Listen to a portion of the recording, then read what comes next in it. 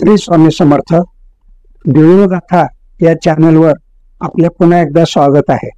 कालच्या भागात साधक आणि साधना या विषयावर आपण दादा महाराजांच्याकडनं जाणून घेतलं होतं. आता आज त्याचाच पुढचा भाग आज आपण सुरू करीत आहोत.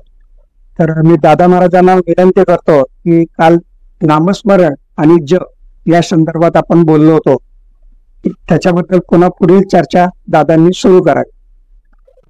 श्री स्वामी समर्थ. नवीन साधक त्यांच्याकरता कालचा जो भाग आपला झाला चित्रित की नवीन साधका कशी साधना करावी किंवा नवीन या मार्गामध्ये आलेल्या भक्तांनी काय करावं, अगदी छोटे छोटे उपाय आपण सांगितले होते. त्याच्यामध्ये नाम जप, नामस्मरण, त्याचे फायदे तोटे, हा विषय जेवढा आपण बोलू तेवढा पुढे जाणार आहे, तेवढे तसे भाग आपल्याला करता येतील. काही सामान्य प्रश्न असतात त्याच्यामध्ये. कालची जे आपण आसन किंवा मान या संदर्भात काही प्रश्न होते लोकांच्या मनामध्ये किंवा काही येऊ शकतात, अशा प्रश्नांची काल आपण त्याच्यात उत्तर न विचारताच आपण ते उत्तर दिली होती किंवा त्याच्यात उत्तर त्यांना मिळाली असावी. आजच्या एपिसोड मध्ये पण आपण काही साधकांचे प्रश्न आलेले आहेत, ते जरा वेळाने मी तुमच्याशी बोलेनच, त्याचा मग करता येईल आपल्याला. हा, जागेच आपण का ते मी सांगत होतो की आसन आणि मान जी आपली असते की आसन आपलं दुसऱ्या कोणाला देऊ नये किंवा जागा एखादी आपण नक्की करावी. आपल्या घरामध्ये अशी ठराविक जागा की त्या जागेवर ते आसन मांडायचं, तिथेच आपण सेवा करायची. वेळ शक्यतो एकच ठेवायची. आपण साधनेची वेळ सुद्धा एक, मग भले तुम्ही ते रात्री 10 वाजता बसा किंवा सकाळी 4 वाजता बसा, शक्यतो वेळ न चुकवता ही जी काही साधना आपण सुरू करू, प्राथमिक अवस्थेत अगदी सुरुवातीची अवस्था मी जसं म्हणलं की कुठली माळ वगैरे काही न घेता आपण शेंगदाणे घेऊन जे सुरू करू आपण, ती साधना आपल्याला हळूहळू टप्प्याटप्प्याने ती पुढे न्यायची असते. ती जो आपला आराध्य दैवत आहे त्याच्यावरती आपण दिवस का सोडलं, तुम्ही हे माझ्याकडनं करून घेतात, हा जर का भाव पाहिजे मनामध्ये की मी करत नाही सगळं तुम्ही करून घेतात, तुम्ही मला ह्याच्यातनं ह्या मार्गातनं पुढे पुढे न्यायचं आहे, मग ते एक एक आपल्या सुधारणा होत जातात त्याच्यामध्ये. आणि जग अशा पायरीवर आपण येऊन पोहोचतो की आपल्याला मग तिथे माळेची सुद्धा आवश्यकता भासणार नाही, अशी अवस्था आपल्याला यायला पाहिजे. त्याच्यामध्ये आपण एक मला वाटतं जर का आपण ह्या प्रश्न काही आले असेल, या प्रश्नांना काही उत्तर देता आले चालेल, ती पण मी देईन. म्हणजे त्यांना पण जे कोणी दर्शक असतील त्यांनाही ते तसं वाटेल की आपला प्रश्न आलाय त्याच्यामध्ये. चालेल, मी विचारतो तुम्हाला. हो. पहिल्या एकाने असं विचारलंय की देवाचे अस्तित्व जाणवलं की मनुष्य नामस्मरणाकडे वळतो आणि माणसाच्या मनात नेहमी चांगल्या वाईट विचारांचा गोंधळ उडतो. त्या ह्याच्यातनच माणूस कधी रागीक तर कधी भावना प्रधान असा होतो. तर त्याच्यात मला त्याच्यासाठीच तुम्हाला विचारायचं आहे की मग ह्या सगळ्या अवस्था माणसाच्या अंगी आल्या हीच मग माणूस नामस्मरणाकडे खरंच वळतो का, आणि त्याचा त्याला कितपत फायदा होतो असं. म्हणजे एखाद्या त्याच्या मनाविरुद्ध घटना घडली किंवा काही वाईट घटना घडली की तो येतो असं आहे का त्याच्यामध्ये. असं की एखादी अप्रिय घटना घडली की एखादं संकट आलं की माणसाला आठवण होती थोडक्यात. म्हणजे हे सामान्य माणसं, आपण सामान्य माणसं आहोत, संकट आलं की आठवण होती, ते बरोबर आहे. त्याच्यामध्ये ती आठवण संकट पार पडल्यानंतर सुद्धा जर का ठेवली, त्याची जाणीव जर का आपण ठेवली ना की आपल्याला भगवंताने मदत केलेली आहे, संकटात बाहेर काढलेलं आहे, मग त्याच्यासाठी आपण ह्या मार्गातनं तर आपण सेवा करत आपल्याला पुढे जायचं आहे. ते कितीतरी अशी लोक असतात की हे मी केलं म्हणणारी आहेत की जोपर्यंत त्यांनी देवाचं कधीच काय केलेलं नसतं, पण मग एखादा व्यवसाय समजा आहे तो खूप उत्तम रीतीने चाललेला आहे, भरपूर त्यांना नफा होतोय, मग तेव्हा जे मनामध्ये असं की हे सगळं आपण करतोय, आणि मग अशी वेळ जिथं थोडंसं खाली खाली यायला सुरुवात होती, एक वेळ अशी की नाही आपण थांबू, आपलं जे शून्य झालं, आपल्याला काही आता करता येत नाही त्याच्यामध्ये. मग अशा माणसांना आठवण येते की अरे आपण काहीतरी चुकलो, आपण काहीतरी करायला पाहिजे. मग दैवी उपाय ते काही आपल्याकडे लोक आलेली आहेत अशी की चांगला व्यवसाय चालणारे नंतर, आणि करोना नंतर ती परिस्थिती बाहेर होती, खूप लोकांचे व्यवसाय संपले अक्षरशः. त्या लोकांना आपण इथे असं नामस्मरण काही छोट्या छोट्या उपायांनी त्यांना सावरलं, आम्ही ज्या मार्गामध्ये त्यांना यायला त्यांना आणलं आपण आणि त्यांना सांगितलं की असे साधना करा. आणि आज सुरू झाले त्यांच्या झाले. व्यवसाय त्यांचे सुरू झाले. बरोबर.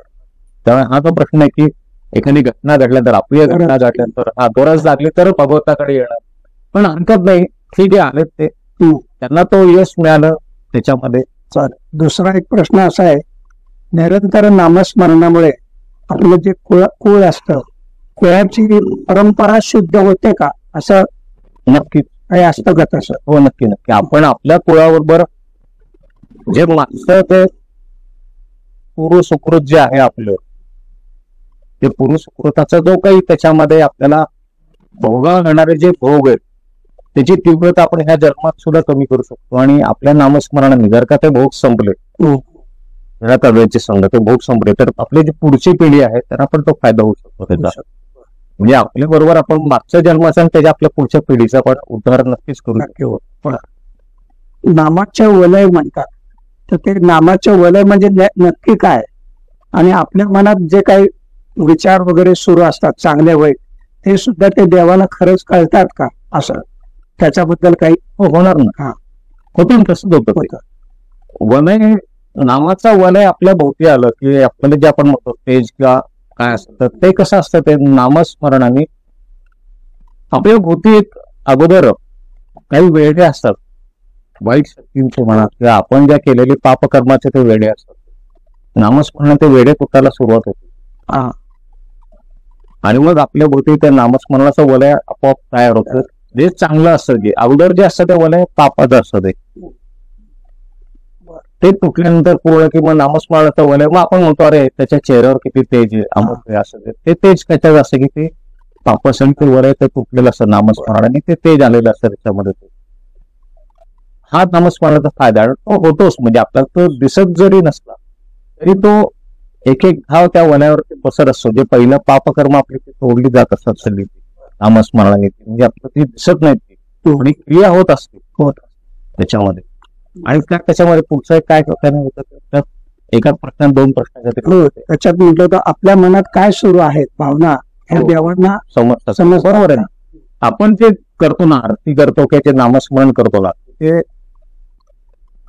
प्रत्यक्ष त्या भगवंतापर्यंत पोहोचतो. तो जो मंत्र असतो नामस्मरणाचा, जो काही समजा श्री स्वामी समर्थ, हा मंत्र सतत सतत सतत होत राहिला.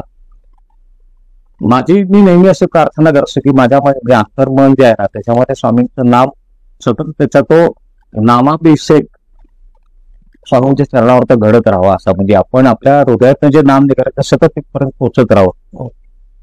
एक अगदी छोटस उदाहरण बघा ना, एक मी सांगतो. आता समजा इथे आपण एक पाण्याची धार अशी ठेवलेली आहे लावून, संततधार जी म्हणतो, ती तिथपर्यंत पोहोचायला वेळ लागेल पण ती पोहोचतेच नाही. बरोबर. त्यांना जर का मार्ग जर का आपण आखला तो बरोबर, तर ते थेंब थेंब पडणारं पाण्याच्या तिथपर्यंत जाऊन शेवटी पोहोचत. मग तो मार्ग कशाचा, नामस्मरणाचा असतो. नामस्मरण करत करत करत भगवंतापर्यंत पोहोचतो. मोबाईल नंबर मध्ये आपण बघा ना, मोबाईल नंबर आपण जेव्हा प्रयत्न करतो, पहिल्यांदा मोबाईल सध्या आपण डायल केला तो नंबर, मोबाईल किंवा फोनचं, सुरुवातीला समजा ते सांगतात व्यस्त आहे, व्यस्त आहे, 5-6 वेळेला कुठेतरी लिंक लागते.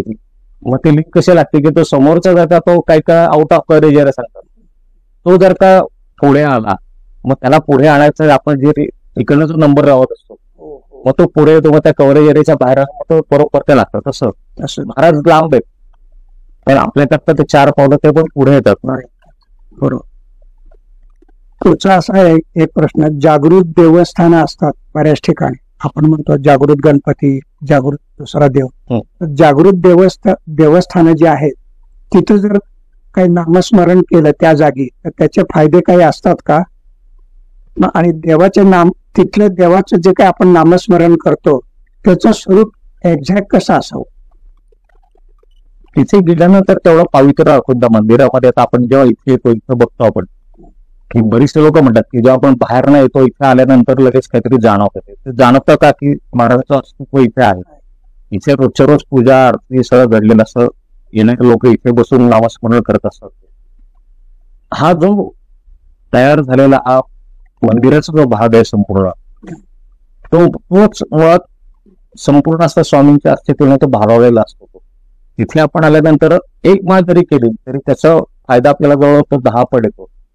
त्याच्यामध्ये सुद्धा आता हे जे आहे जप नामस्मरण ते तपश्चर्यामध्ये सुद्धा अनेक त्याच्यामध्ये प्रकार असतात. काही लोक इथे बसून, काही जंगलात बसून, काही नदीमध्ये उभं राहून जे करत असतात. ते गगनगिरी महाराजांनी प्रत्यक्ष पाण्यामध्ये उभं राहून अनेक तास तपश्चर्या केलेल्या आहेत. त्याचे त्यांना फायदा. पण आपण कसं सामान्य माणसं आहोत की जी घरी आहे, घरापेक्षा आपल्याला इथं मंदिरात आलं तर नक्की त्याचा 10 पट फायदा आहे. आज नको वाटणारे नामस्मरण बळजबरीने करावे का? किंवा भगवंताचे स्मरण चुकले की काहीतरी अवघड वाटायला लागतं आणि मग अशा वेळी देवाच्या पुढे आपण नामस्मरण करायला जावं असं वाटतं. त्याच्या मागचं कारण काय खरं? असं घाबरून एखादी असं घाबरून कुठली सेवा करू नये असं मला वाटतं. की बाबा हे आज केलं नाही स्वामी ओरडतील का? नाही, नको वाटणारे नामस्मरण करावे का असं बऱ्याचदा वाटतं. आपण म्हणतो बऱ्याचदा की अरे देवाचं कर, जप कर, नामस्मरण कर. मग ते एखाद्याच्या मनात जर इच्छा नसेल आणि त्याला आपण लावायचं, ते तसं नाही. ते त्याच्या जेव्हा मनामध्ये येईल तेव्हा त्याला येऊनच का. आत्ताच एक घडलेला किस्सा होता ना मध्ये, मला फोन पण एक आला होता की अमुक एक ते तिचं भेटायला आले वगैरे. सांगितलं की असाची मुलगी ती बाहेर उभी ती काही येणार नाही वगैरे. म्हणलं ठीक आहे, सोडून द्या म्हणलं तिला, ती येणार नाही. तर जेव्हा ते कसं असतं त्यांच्या इच्छेवरती असतं, ते त्यांची इच्छा असेल तर ते आतमध्ये आणणार तिला. तुम्ही तिला बळजबरी करू नका. तिच्या जेव्हा ते येतील आणि मग असं झालं की काही कारणाने ती मुलगीच आली इथे परत, त्या आला आई बरोबर आली. तिने काय नमस्कार वगैरे थोडंफार विचारल्यानंतर एखादी गोष्ट करणार का? हो. मग स्वतःचा उपास आणलं तर काहीतरी तिचं काम झालं, मग तिचा विश्वास बसला. मग आता ते नियमित त्याला लागले. म्हणजे ती मुलगी बाहेर होती, आपण त्या म्हटलं की त्यांची इच्छा त्यांच्यावर सोडायचं, ते तेव्हा बळजबरी करायची आपण नाहीच करायची. सांगायचं फक्त असं असं हे आहेत, मग आहे तुम्हाला असेल तर तुम्ही करा. आणि आपल्याला कंटाळा आज ठीक आहे खाऊ आपण नाही करू बाबा, स्वामींची इच्छा दिसत नाही, माझ्याकडनं काही करून घ्यावं असं बरोबर, तर तो विषय थांबवायचा खेळायला. बर, आता एक शेवटचा प्रश्न आहे. जप करतो आपण, नामस्मरण करतो, तर जप आणि नामस्मरण यात फरक आहे का? बरोबर, जप वेगळा, नामस्मरण वेगळं असं आहे काय? दोन्ही एकच आहे काय त्याचं? जप म्हणजे तुम्ही एका जागी बसून किंवा ज्या एक मंत्र जप म्हणजे थोडक्यात, आणि मंत्राची स्मरणाचा उपप्रकार का मग तो? असं नाही, एकच असू शकतं. जप सुद्धा आपण म्हणजे श्री स्वामी समर्थ हा जेव्हा आपण एका जागी बसून जे करतो, म्हणजे मी जे नेहमी सांगतो ना की तुम्ही आसन, मान आणि वेळ एका ठराविक जर का तुम्ही ठरवलं की मी ह्याच वेळेला इथं ह्याच जागी बसून ह्याच मार्गे मी जप करणार, तर जप श्री स्वामी समर्थ. आणि आपण जेव्हा बाहेर असतो, तुम्ही गाडीवर आहात, प्रवासामध्ये आहात, श्री स्वामी समर्थ ते नामस्मरण. बरोबर, एकाच जागी बसून केलं तो जप. तेच नाम तुम्ही बाहेर घेतलं की नामस्मरण पुढे जात. श्रीराम जय राम जय जय राम हे तुम्ही एका जागी बसून केलं तो जप. बाहेर बसमध्ये बसलाय नुसतं मनामध्ये चालू आहे ते स्मरण. तुमच्या हातात माळ नाहीये, बसायला असं नाहीये, तुमची वेळ ती नाहीये, पण तुमच्या मनामध्ये येते आणि नामस्मरण ते. त्याच्यात फायदा एकच, त्याचा एकच नाम, फक्त त्याचं वेगवेगळी रूप थोडक्यात. म्हणजे जसं नाणं एकच, इकडे छापा इकडे काटत, श्री स्वामी समर्थ हेच नामस्मरण त्याच्यामध्ये. त्याचा फायदा आपल्याला मिळणारच. तुम्ही कसंही करा, ते कसंही जपा, कसंही त्याचं स्मरण करा. फक्त अखंड आतमध्ये आपल्या मनामध्ये कुठेतरी ती आठवण राहिली पाहिजे की हे स्वामींचं नाम महाराजांनीच ते आमच्याकडनं सेवा करून दिली असते. आणि मग जसं जपाची वेळ किंवा एखादा तो मंत्र जो असतो त्याच्यामध्ये जर का ओम आला, ओम गण गणपती, जिथं ओम आला तिथं त्याचं पावित्र्य राखलं गेलं पाहिजे. आणि नामस्मरणालाही बंधन नाही, जपाला काही काही बंधन आहेत. काही काही जप हे त्याच्या म्हणजे आंघोळी नंतरच म्हणायचे असतात. नामस्मरण तसं नाही, ते गातीवरपासून सुद्धा करू शकता. ते गणपतीचा जप ओम गण गणपती पण तो तुम्ही जप म्हणून जेव्हा करता तर आंघोळी नंतर व्यवस्थित बसूनच केला पाहिजे. पण जर का नामस्मरण म्हणजे तुम्ही मनामध्ये काही असताना, बाहेर असताना जर का केलं नामस्मरण तेच मंत्र परत असं त्याचा. पण काहीही केलं तरी शेवटी नाम आणि स्मरण हे राहिलं तरी आपल्याला पुष्कळ आहे. महाराजांनी आपल्याला या मार्गात ठेवणं हेच आपलं भाग्याचं आहे, आपल्याला आणणं हेच भाग्याचं आहे. ही 7 जन्माची आपली पुण्य असते, पण या मार्गामध्ये येतो. श्री स्वामी समर्थ नाम आपल्या तोंडी येणं सुद्धा आपले 7 जन्माचे पुण्यही आहे, म्हणून आपण आलो. काही प्रश्न किंवा काही अजून मनामध्ये काही शंका असतील कोणाच्या, तर आपण या चॅनलला जरूर त्या कमेंट मध्ये तुम्ही ते टाका. आपले जोशी काकांच्या मार्फत त्या आपल्यापर्यंत इथे पोहोचतील. स्वामी समर्थ. आता दादा महाराजांनी वाचकांच्या प्रश्नाला चांगल्या पद्धतीने उत्तरे दिलेली आहेत. पुन्हा आपण या संदर्भात पुन्हा भेटूयात नव्या भागात, आध्यात्मिक भागात. श्री स्वामी समर्थ. श्री स्वामी.